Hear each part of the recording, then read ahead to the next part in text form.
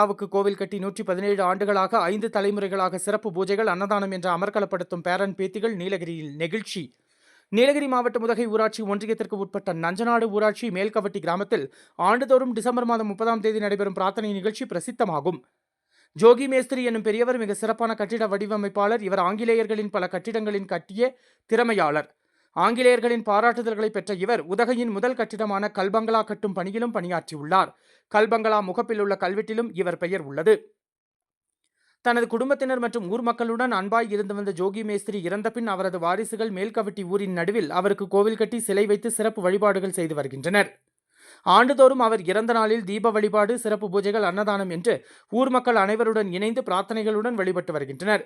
இன்று 117வது ஆண்டு நிகழ்வுகள் நேற்று மாலை தொடங்கியது. இரவு திருவிளக்கு பூஜை நடைபெற்றது. இன்று காலை முதல் ஜோகி மேஸ்திரி சிலை மாலைகள் அணிவித்து பூஜைகள் செய்து வழிபட்டனர். காலை முதல் பிற்பகல் 2 மணி வரை அன்னதானம் வழங்கப்பட்டது.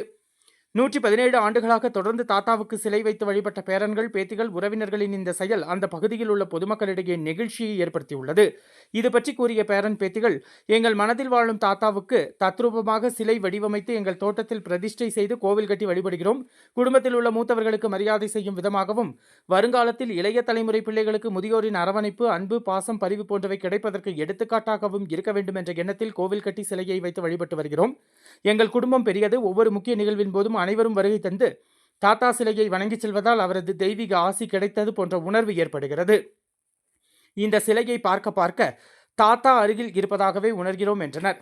தாத்தாவுக்கு கோவில் கட்டி 117 ஆண்டுகளாக 5 தலைமுறைகளாக சிறப்பு பூஜைகள், அன்னதானம் என்று அமர்க்களப்படுத்தும் பேரன் பேத்திகளின் பாசம் நீலகிரியின் நெகிழ்ச்சி நிகழ்வாகவே பார்க்கப்படுகிறது.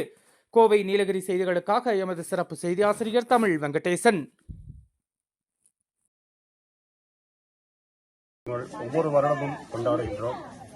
ஒவ்வொரு வருடமும் நவம்பர் மாதம் 29, 30ஆம் தேதி அன்று இந்த விழாவினை, தனது நினைவு நாள் விழாவினை நாங்கள் கொண்டாடுகின்றோம்.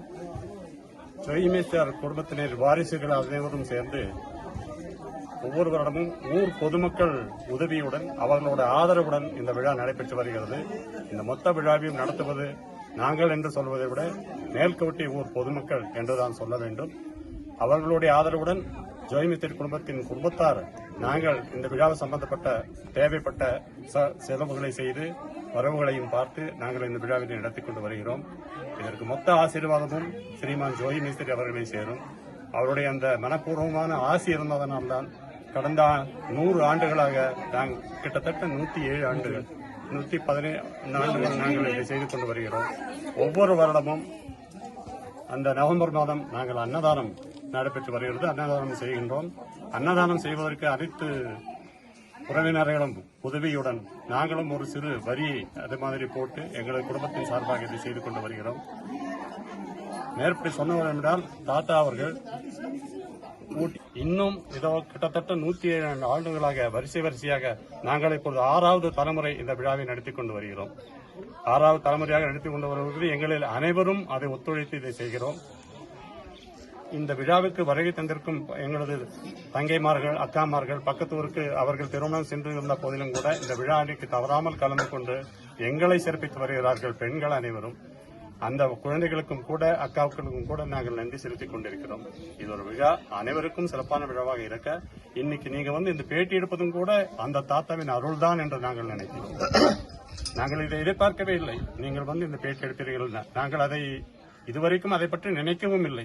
ஆனால் நீங்களாக எங்களுக்கு